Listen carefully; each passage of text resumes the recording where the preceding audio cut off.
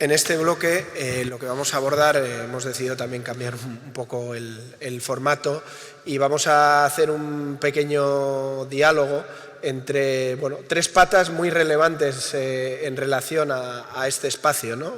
Por supuesto, desde luego, la Dirección General de Ordenación del Territorio, pero también desde la Oficina de Cambio Climático, por los valores ya no solo paisajísticos, ambientales, sino el papel que este tipo de espacios puedan jugar en la lucha contra el cambio climático, y finalmente pues desde la Mancomunidad como esa entidad donde hemos visto son espacios intersticiales, ¿no? Que afectan a diferentes municipios, como bien ha dicho Moncho, y cómo pues desde esa gobernanza de la Mancomunidad también se pueden promover propuestas y que de hecho, como bien descubrimos en un encuentro reciente que tuvimos los tres preparando esta sesión, pues ya estáis en ello, ¿no? Entonces, como primer punto, creo que es una cuestión bastante obvia, ¿no? Es decir, ¿por qué desde la Dirección General de Ordenación del Territorio, ¿no?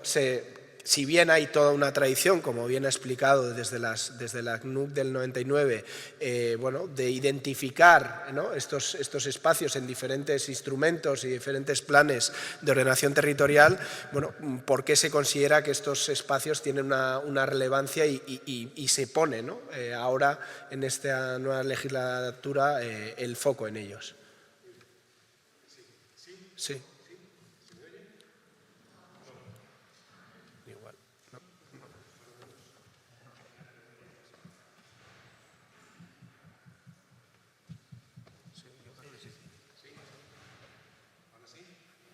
Tampoco. Ahora parece que se me oye un poco mejor. Oye, muchas gracias. Lo primero, esta jornada tengo que agradecer a Ramón porque realmente el inspirador de la jornada ha sido él. Tenemos que agradecerle que nos ha empujado en el departamento a recuperar esas viejas ideas, no tan viejas, esas ideas, porque aún están vivas, ¿no? Y ponerlas en la palestra. Oye, yo creo que Moncho ha hecho lo voy a llamar Moncho porque es lo que me sale, aunque se merece don Ramón. Es un formador y un funcionario excepcional, imposible distinguir ambas facetas. Todos los que hemos trabajado con él o los que han sido sus alumnos, pues hemos aprendido tantísimo, ¿no? Y realmente habéis visto que Moncho tiene, Navarra en su cabeza.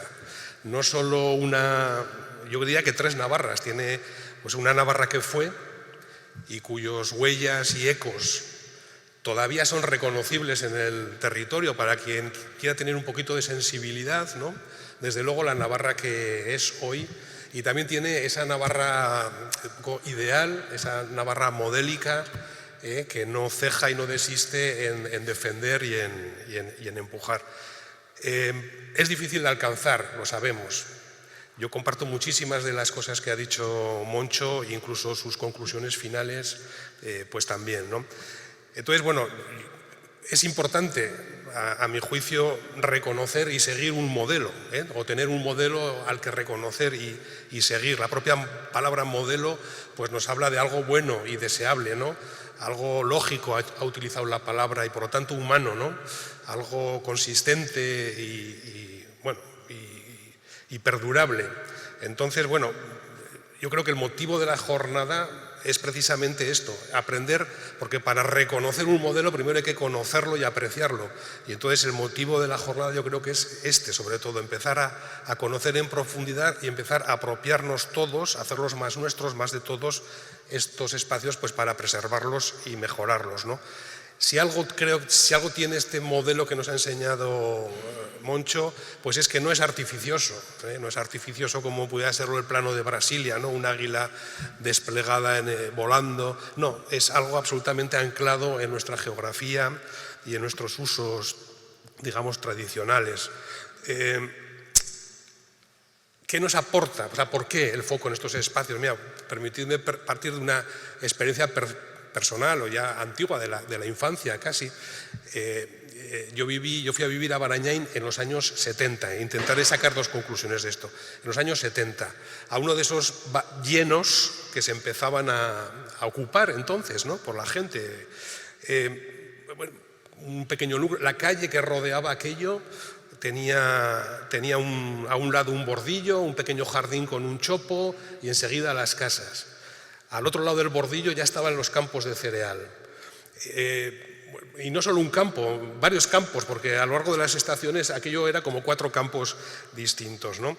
Entonces, no, aquel barrio no tenía grandes parques, como un gran parque central como tiene hoy Barañáin, pero qué falta nos hacía, ¿no?, aquellos parques, si teníamos al lado aquellos campos, aquellos ribazos, aquellos árboles, aquellos retazos de pinar, joder, las teníamos a mano. O sea, a veces atajábamos por el río, otro elemento, ya en verano entre los trigos, las amapolas, en fin, nos deteníamos a jugar en las vías, elementos que estaban ahí en el territorio.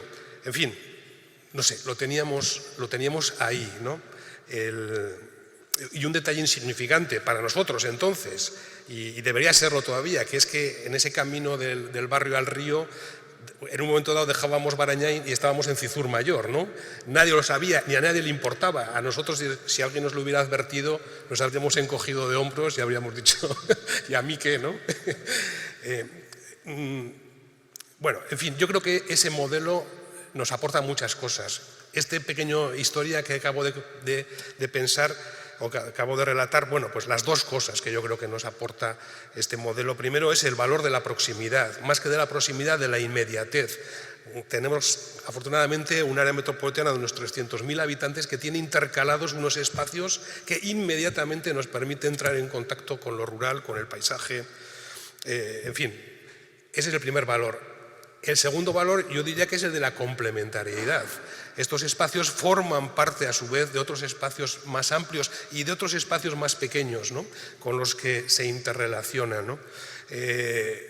Aquellos espacios nos complementaban a nosotros unos pobres equipamientos locales, no teníamos, ¿no?, ni los echábamos en falta, ¿no? Y hoy en día yo creo que cuando hay tanta presión sobre lo rural, sobre el medio natural, sobre el medio rústico, tanta afluencia de la ciudad a estos espacios, pues permite retener esos flujos. O sea, si le acercamos a las gentes metropolitanas, digamos, el disfrute de estos espacios rurales, pues igual evitamos la presión sobre otros espacios más sensibles, etcétera. En fin, esto es lo que te podría aportar.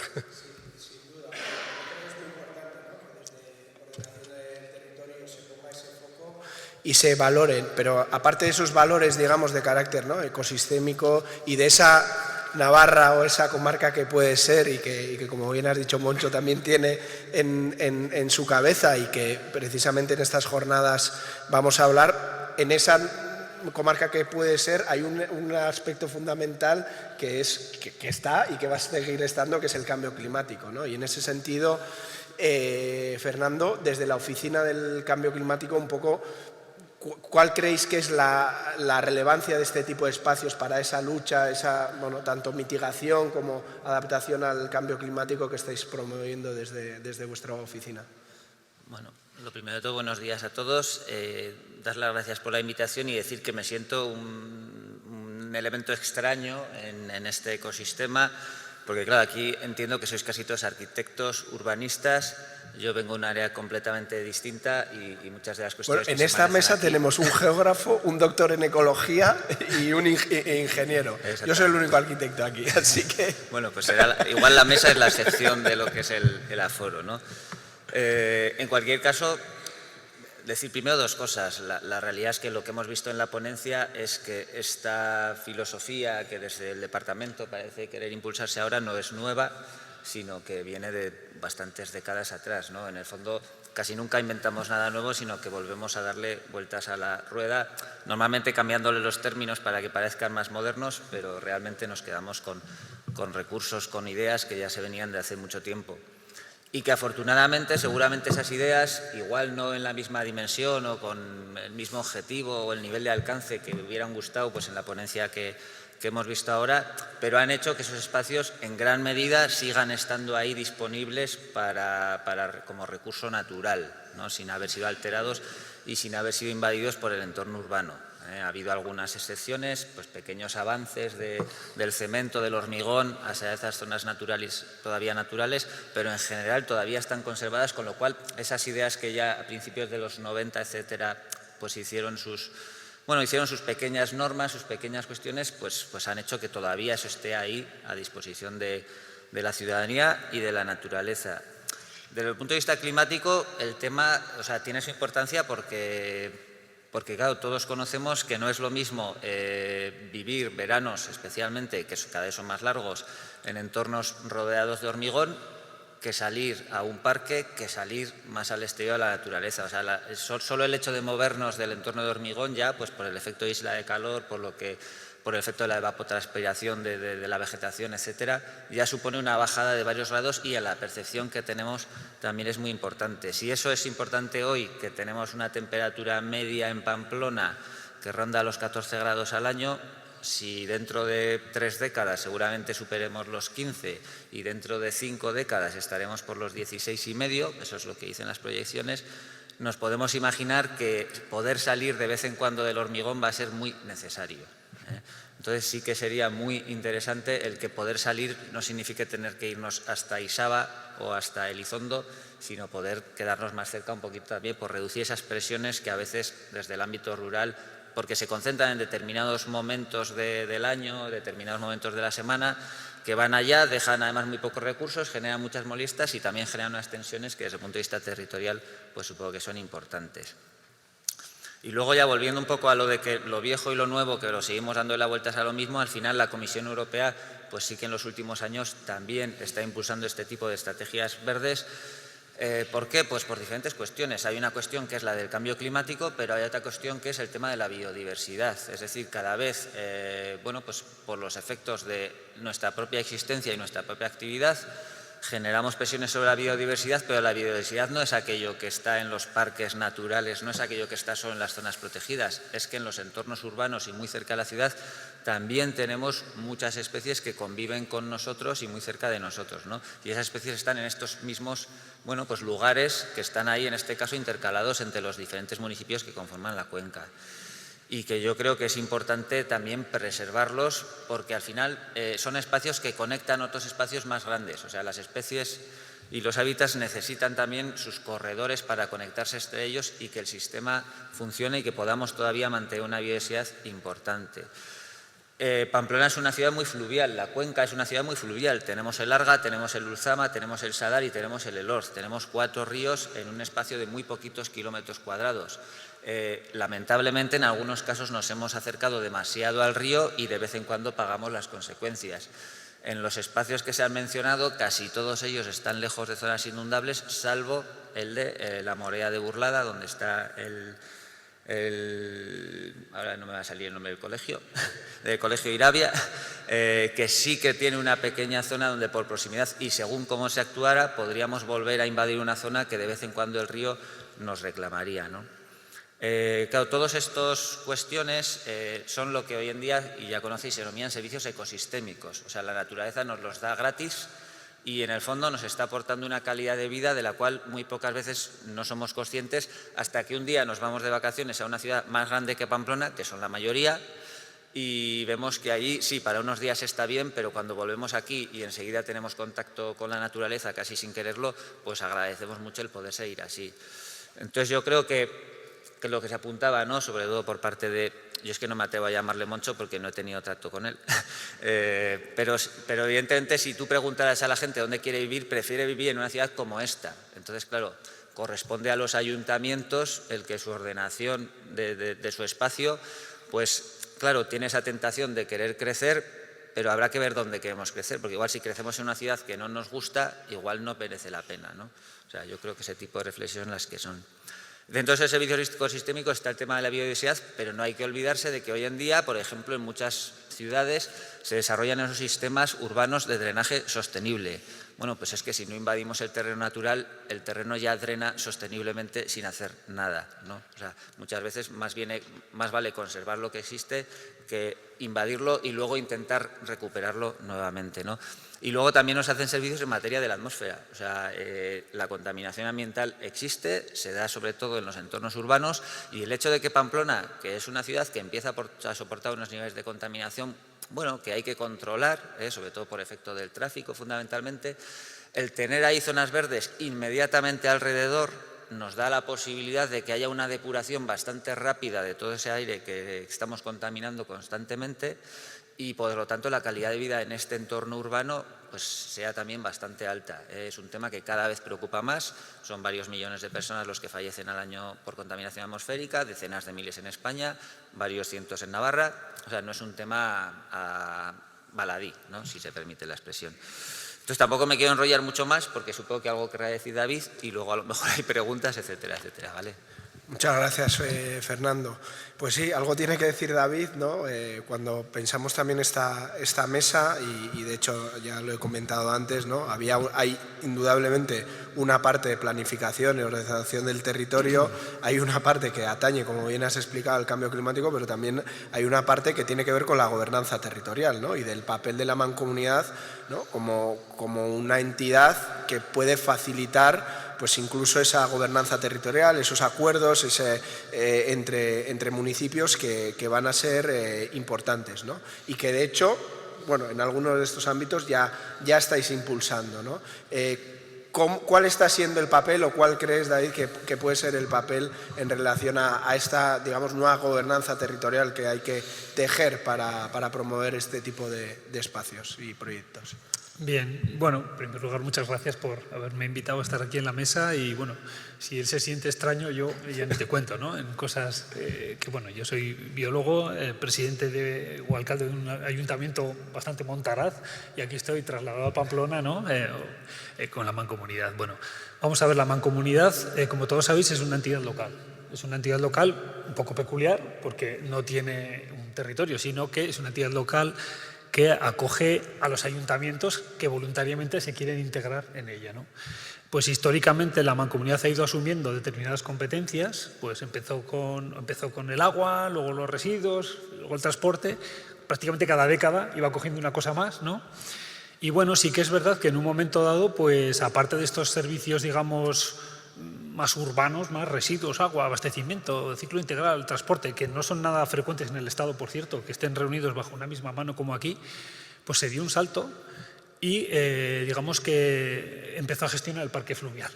El parque fluvial es un espacio ya bastante potente, 80 kilómetros, que abarca muchos ayuntamientos. Y luego, hace no mucho, después de muchos años también de darle vueltas y de dimes y diretes, los ayuntamientos que componen o que tienen entre su término municipal la ladera sur de Ezkaba, pues también han depositado en la Mancomunidad no tanto la competencia de medio ambiente o de urbanismo, como más bien gestionar ese espacio de una forma conjunta, como no puede ser de otra manera, al menos en espacios naturales es evidente, ¿no? Tú, si quieres prevenir algo que tenemos todos muy en cuenta en estos momentos con el tema del cambio climático y el cambio de usos que ha habido, si quieres prevenir, pues por ejemplo, un gran incendio forestal, como ya lo ha habido en repetidas ocasiones en Ezkaba, pues tendrás que hacer una gestión conjunta. ¿Cuál es la mejor forma o la única forma de gestionar eso? Pues con alguien o un portavoz o alguien que coordine las acciones, y en este caso ha sido la Mancomunidad, por delegación voluntaria de los ayuntamientos para ese espacio concreto, ¿no? Y bueno, en eso se basa la gobernanza que puede en estos momentos hacer la Mancomunidad. La Mancomunidad tiene entre sus competencias pues el medio ambiente, el turismo, muchas competencias que puede ejercer cuando los ayuntamientos se la delegan. Y en este caso, pues por ejemplo en Ezkaba se le ha delegado. Hoy mismo tenemos una reunión pues con los ayuntamientos de Egués y Aranguren, pues para comentar el otro espacio del que luego hablaremos, ¿no? La balsa de Ezcoriz, la balsa de Zolina. Pues la Mancomunidad tiene entre sus objetivos y sus luchas el ser climáticamente o neutra en emisión de gases de efecto invernadero para el año 2030. Para ello utiliza diversas herramientas. En este caso, ¿qué ha hecho? Pues luego lo hablaremos, pero digamos, arrendar un territorio que pertenece a otros ayuntamientos, que está bajo su término, pero bueno, acordando con esos ayuntamientos la forma de manejar ese territorio. Siempre en base a la voluntariedad, al consenso, a la no imposición, porque ni aunque quisiéramos podríamos imponer nada a ningún ayuntamiento, ni al Gobierno de Navarra, ni a nadie, por supuesto, ¿no? Pues bueno, ese yo creo que es el papel actual de la Mancomunidad. Ya veremos en el futuro ese mapa local, esas comarcas que si llegarán algún día o no llegarán, pero en este caso el papel de la Mancomunidad, voluntariedad, ofrecimiento de servicios, hablar diariamente con todos los ayuntamientos, por ejemplo, con el tema del parque fluvial, hablamos con un montón de ayuntamientos, gestionamos de acuerdo con ellos, hacemos reuniones periódicas de seguimiento del parque fluvial, lo hacemos del parque de Ezkaba, lo vamos a hacer ahora con la balsa de Ezkoriz, bueno, coordinación, seguimiento, voluntariedad y siempre dentro de esta línea de la Mancomunidad de, bueno, pues una conciencia ambiental muy potente, ser muy conscientes del cambio climático, ¿no? Gestionamos aspectos muy fundamentales de esta gran metrópolis que tienen que ver pues, con la contaminación, con espacios verdes de dispersión de la gente, ¿no? Que la gente pueda salir de aquí. Bueno, pues yo creo que ese es el papel de la Mancomunidad, voluntariedad sobre todo y coordinación, potencia técnica, asesoramiento a ayuntamientos quizá pequeños que también componen esta gran área, ¿no? Esta gran metrópolis. Precisamente, ya lo has mencionado, trabajando tanto la Mancomunidad como la Oficina de Cambio Climático es la balsa de la Zolina, que también ha presentado ante Moncho, ¿no? Un poco que además todo el tema de recursos hídricos también relacionados con la lucha contra el cambio climático pues va a ser una cuestión fundamental. ¿Nos podéis comentar de ambas partes, Fernando y David, un poco, ¿no? De manera aterrizada, ¿no? en qué está consistiendo un poco las primeras ideas o incluso ya propuestas, ¿no? Yo creo que hay un proyecto europeo de por medio, ¿Quieres? Empieza tú, Fernando, y vamos hablando. En este caso, todavía no sé, ahora sí se oye. No me toca más por la parte de Oficina de Cambio Climático el conocimiento, sino que me llega porque yo vengo de gestionar la minería de Navarra.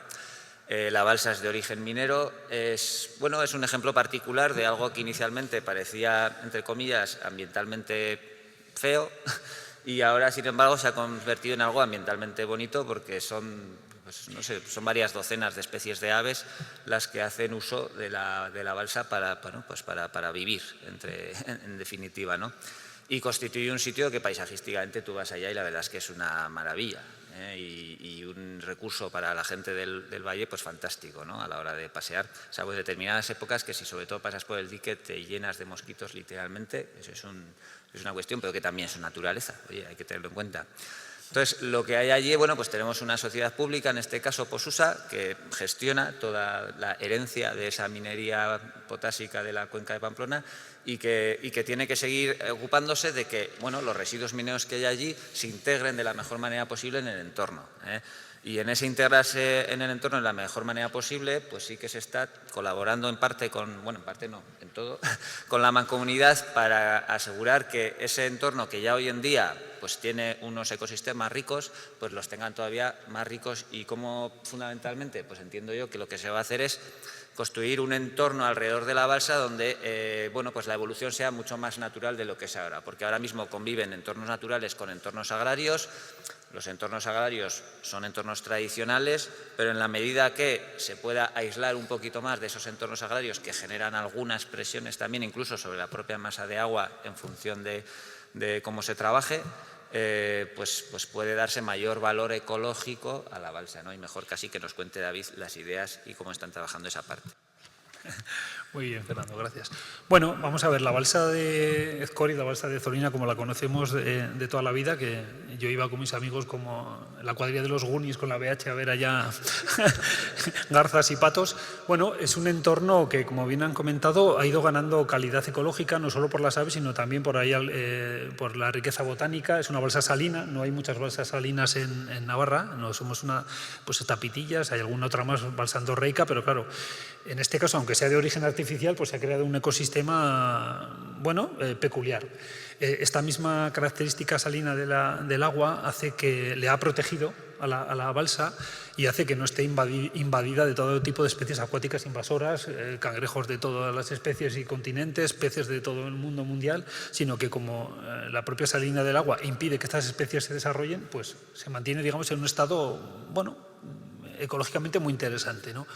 Entonces aquí, desde la Mancomunidad, la idea surgió porque, como he comentado, tenemos una estrategia de ser estratégicamente neutros en emisión de gases para el año 2030 y para ello, por un lado, hay que reducir las emisiones, pero por otro lado, dado la potencia y la envergadura de nuestros servicios, siempre vamos a tener unas ciertas emisiones. ¿Cómo se compensa eso? Con, digamos, propiciando la absorción de gases de efecto invernadero, sumideros de carbono que se llama, ¿no? Entonces, tradicionalmente, bueno, en el mundo, estos sumideros de carbono se han pensado que sean bosques. Hay que plantar árboles, hay que plantar árboles. Y de hecho, pues cuando contactamos con el Ministerio en su momento, pues lo que nos proponía era plantar árboles. Árboles, eucaliptos, cualquier cosa, da igual, lo que sea, ¿no? Y bueno, pues saliendo un poco de esta, como se suele llamar, esta visión de túnel, ¿no? del carbono, que solo me fijo en el carbono y da igual lo que haga, no. Como bien ha comentado Fernando, la biodiversidad es muy importante. Y es muy importante absorber carbono. Pues vamos a unir en un mismo proyecto, vamos a hacer una visión un poco holística, integrada, vamos a propiciar un espacio en el que aumente la biodiversidad y a su vez actúe como sumidero de carbono. Aunque tengamos ciertas dificultades para certificarlo todavía, pues porque bueno, las cosas van despacio, ¿no? Las cosas del Ministerio van despacio. Bien, entonces lo que hemos hecho es, aprovechando que toda la cuenca de esa balsa de Azulina en su día fue adquirida por Posusa, y todas las fincas, aunque estaban cultivadas por diferentes agricultores, pertenecen a un único propietario, nos pusimos en contacto con él y dijimos, ¿qué te parece si te arrendamos toda la cuenca de la balsa de Zolina, de Ezcoriz? Son 70 hectáreas, nos las arrendas para 30 años, de tal manera que nosotros podamos hacer un sumidero de carbono activo allí y bueno, y por otra parte te liberamos un poco a ti Posusa de esta continua interacción con los ayuntamientos, con los propietarios, etcétera. Bueno, las cosas de Palacio van despacio y al final lo hemos conseguido. Lo hemos conseguido y nuestra idea es muy sencilla. Transformar esos cultivos de cereal que se labran cada año, que produzcan escorrentía, que tienen su impacto CO2, producen alimento, obviamente. Vamos a transformarlo en un espacio pastoral. En un espacio pastoral en el cual se cree un pastizal permanente que acumule año tras año carbono y que sea gestionado por ganaderos locales, que hemos tenido la suerte de que en el Valle de Aranguren aún quedan ganaderos locales con razas locales.